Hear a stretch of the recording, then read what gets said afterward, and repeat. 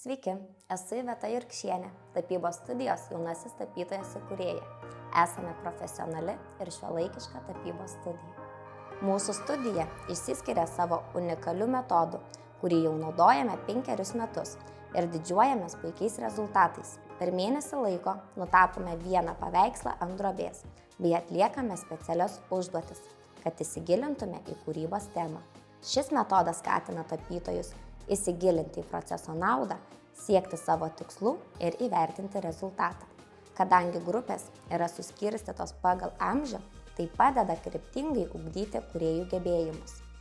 Tapybos būrelis skatina kūrybiškumą, kantrybę, lavina fantaziją, kritinį mąstymą, padeda susitelkti į jausmus ir emociją.